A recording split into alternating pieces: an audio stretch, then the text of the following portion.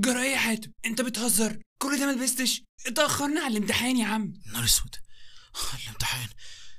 طيب ادخل وانا هلبس بسرعه واجيلك. ادخل. امتحان ايه؟ هو مش النهارده الجمعه باين؟ جمعه ايه؟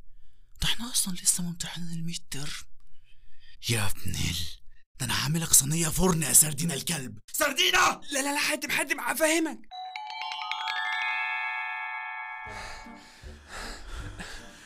كفايه جري بقى يا حاتم، انا تعبت.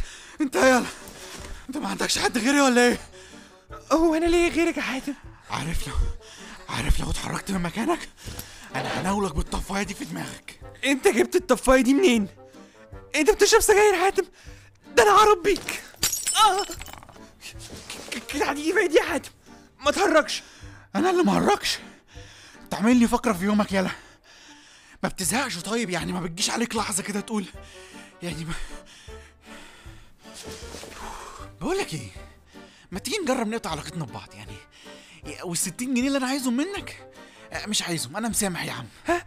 وفي 27 جنيه كمان بتوع امبارح، مسامح فيهم صح؟ لا حاتم بقى، مش لدرجة مفكات يا عم، وصليبة كمان. لا خلاص بص بقى، اظن كفاية قوي بقى كده لف حوالين السفرة، ونروح نلف شوية في الانطريه. لا بجد يعني، بجد يا سردينة يعني، هو انت مش ناوي تكبر شوية بقى وكفاية عبط بقى؟ اخص عليك يا حاتم، وانا اللي قاعد سهران طول الليل ادور لك على طريقة تشوف بيها ياسمين. لا بقول لك ايه، سيب موضوع ياسمين ده على جنب، انا مش عايز علاقتنا تنتهي قبل ما تبدا ابوس ايدك. اسمع بس، انا ظبطت لك واحد خطة جمدان. بص، خطة سردينة مش لاقيين على بعض، وانا مش طايقك، بس انا جعان ومغيرتش ريقي، اروح اجيب حاجة نغير بيها ريقنا واجي هسمع خطتك، طلعت تمام فل، طلعت خطة هبلة من خططك هنفخك. لا الف هنا يا حاتم، انا لسه ضارب 6 رغيف فول. روح بس روح، انا هنفخك ايه.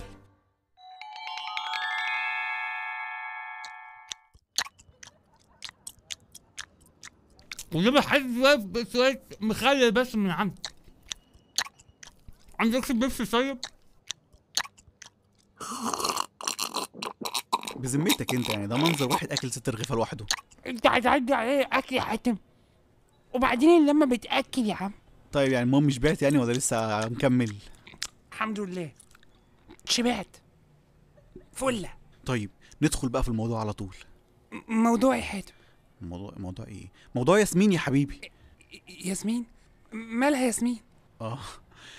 مالها ياسمين صح. خلاص يا حاتم صلي على النبي، السلاح يطول. وايه موضوع المفك ده؟ خلاص بقى كفايه هزار. بص دلوقتي المشكله فين؟ ان ياسمين بقالها يومين ما بتجيش الكليه، وانت مش لاقي حاجه تكلمها بيها. فانا عندي خطه، انت تكلم ياسمين وتقول لها انك عايز ورق المحاضرات اللي فاتتك. اللي فاتتني انا؟ سردينة يا حبيبي، ياسمين هي اللي بقالها يومين ما بتجيش، ابوس ايدك ركز. ودي تفوتني برضو حاتم، هي بقالها يومين ما بتجيش الكليه، هتعرف منين بقى انك حضرت؟ لا ده ضحك، ده ضحك يعني. انا لما اكلمها في التليفون وتقولي انها ما راحتش بقالها يومين، اقول لها سلام ونقفل، بعد كده نيجي نقعد مع بعض انا وانت نعمل خطه جديده صح؟ هو انا تلميذ يا عم؟ بقول لك مطبق على الخطه من امبارح. عجباني ثقتك، لا قول كمل. انت تكلمها في التليفون وتقول لها عايز ورق المحاضرات اللي فاتتكم. لا دي حلوه وجديده على فكره يعني.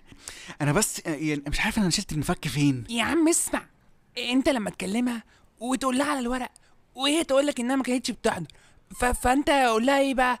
انا جاي، واقفل السكه على طول. ما انا برضه غبي صح يعني، صح انا غبي، انا مستني سردينه يقول لي خطه بس يعني.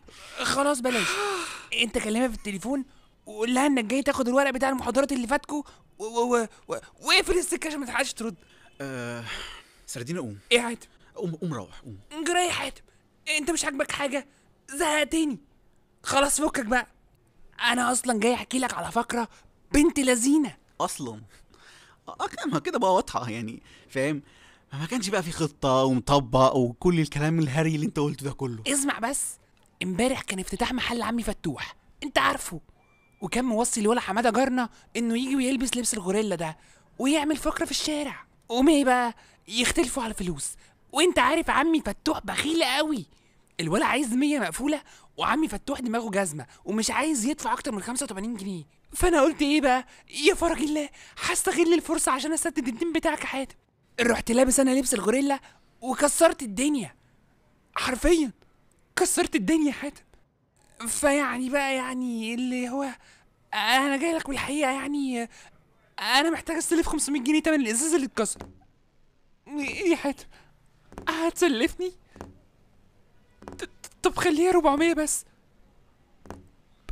بص، لو كتير خليهم 380. طيب ما انا مش هينفع انزل عن 350. استنى، انا افتكرت حاجه. حاجة ايه؟ لو انت ليك فلوس تاني عندي. يا عم اصبر، انا كنت قايل لياسمين على ورق قبل ما تختفي اليومين دول. ولا سردينه، انا هديك الفلوس. بجد يا حاتم، انت اخويا جدا على فكرة. هتاخد الفلوس وهتروح تأجر بيها اللبس بتاع امبارح تاني. ها؟ انت ايه اللي اخرك كل ده يا سردينه؟ وانا اعمل ايه يعني يا حاتم؟ مش كنت تقولي من الاول ان الموارد دي فيلا مش موقف؟ سردينه مش هنبدأها غباوه. جبت الحاجات؟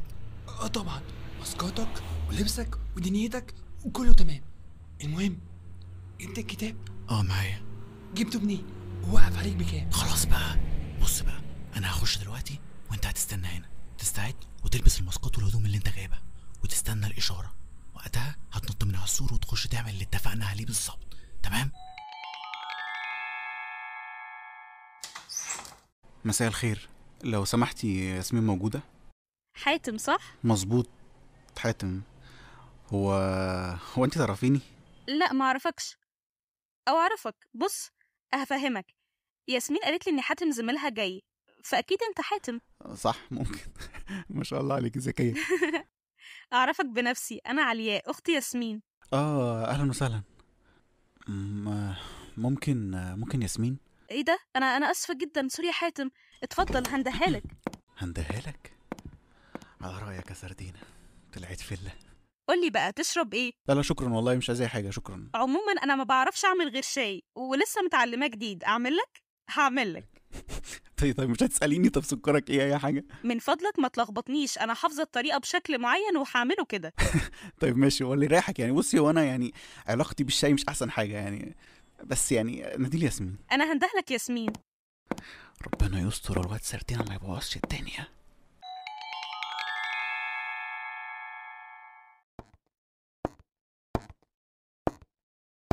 طبعا علياء وجعت لك دماغك صح؟ لا خالص والله، ده لطيفه جدا. واضح. لا والله بجد لطيفه جدا، بس يعني المهم، بس قولي لي انت عامله ايه وطمنيني عليك كده، ما بتجيش الكليه بقالك يومين. كنت تعبانه شويه بس دلوقتي بقيت كويسه الحمد لله. لا الف سلام عليكي، معلش بقى ان انا جيت لك في وقت زي ده، بس انا قايل لك بقالي يومين ان انا عايز ورق محاضرات، وكنت فاكر الحقيقه، يعني الحقيقه ما اضحكش عليك، يعني ان انت بتهربي مني، بس ما كنتش عارف ان انت تعبانه. ف جيبي الورق، جيبي الورق. حاضر يا سيدي، هطلع اجيبهم لك. لكن تعالى لي هنا، قولي انت جاي مشوار زي ده لحد البيت عشان تكلمني على ورق محاضرات؟ طبعا، يعني هيكون ايه مثلا يعني؟ ما اقتنعتش بس ماشي. لا ليه ما اقتنعتيش؟ ده انا حتى اقتنعت جدا. وبعدين يعني هو انت مش ناويه تعرفيني على بابوكي ومامتك ولا ايه؟ ماما وبابا مسافرين يومين باريس وراجعين. بالبلدي كده الحاج بيدلع مراته. باريس؟ هو كده فعلا بيدلع مراته. حاتم ايه الكتاب اللي في ايدك ده؟ ها؟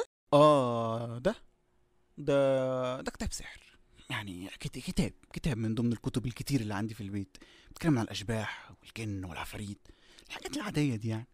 الله، اصل انا بقيت معالج روحاني. يعني ايه معالج روحاني؟ يعني معالج روحاني، عارفه انت اللي هو بيعالج الناس وبيقرا الطالع والمستخبي وبحضر ارواح وياسمين، هو انت بتبصي لي كده ليه؟ هو انت شاكه في حاجه؟ حاجه ايه؟ لا حاجه ايه؟ بصي دي مين جت هناك اهي، دي علياء اختك. احلى 3 كوبايات شاي لينا. لا كوبايه شاي بقى واطلعي فوق. انا عايزه اقعد معاكم، مش هعمل صوت والله. على فوق يا علياء. انا كنت ناسيه ان عندي حاجات اعملها. هستأذن انا بقى. كنا بنقول ايه؟ كنت بتقول بتحضر ارواح. يلا يلا وريني بتحضر الروح ازاي. لا هو الموضوع بالسهل كده. انت تجيبي لي شمعتين حلوين وتروحي تهدي لي النور ده. نور ايه يا حاتم؟ ما تصبر، ولا عشان بابا وماما مش موجودين؟ ياسمين احنا هنحضر عفاريت فاهم حاجه؟ فيعني نطفي النور ونجيب شمعه، يعني كلها حاجات لايقه على بعضها، فاهم حاجه؟ ماشي، استنى هنا هجيب شمعة وجاية.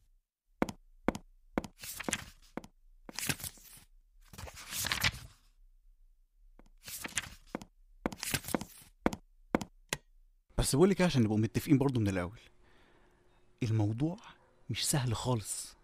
انت هتغمضي عينيكي ومش هتفتحيها خالص غير لما اقولك. اتفقنا؟ اتفقنا. طمهانيني جاشوش علواني أرطفيل انصرفوا آمنين من المكان المذكور فيه اسم مخيفكم. عبدوش الواحة العجل الساعة.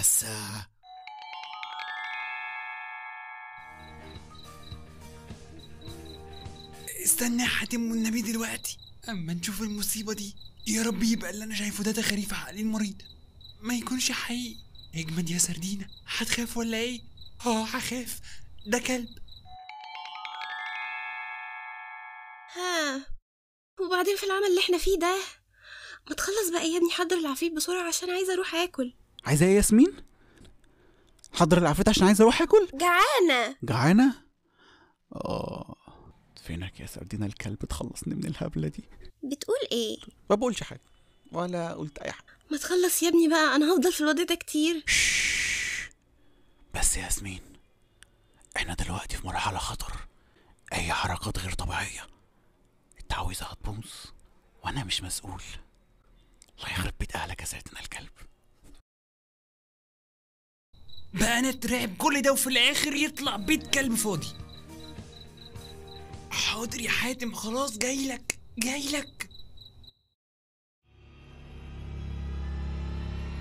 يا من شممت دخانتي وحضرت إلى مقامي، توكل بإحضار الخادم بما يخرج من طابع حرف الميم. توكل فيما أمرتك به بحق، تعاطي في شمالي احضر مطلوبي. الواحة العجل الساعة. عو، انت ايه اللي جابك هنا؟ عو انت ما خفتيش؟ حاتم شكل المقلب باظ. مقلب؟ انتوا بتهزروا؟ طب يلا يا بابا، خد وشك وصاحبك اللي معاك ده واتكلوا على الله.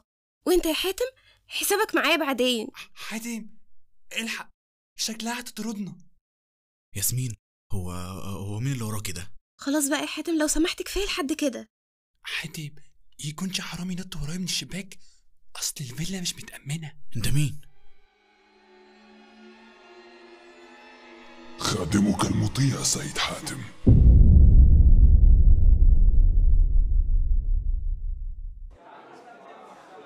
أسماء الممثلين حسب الظهور: محمد أسامة، عمرو ياسر، سلمى عليان، هند البهجي،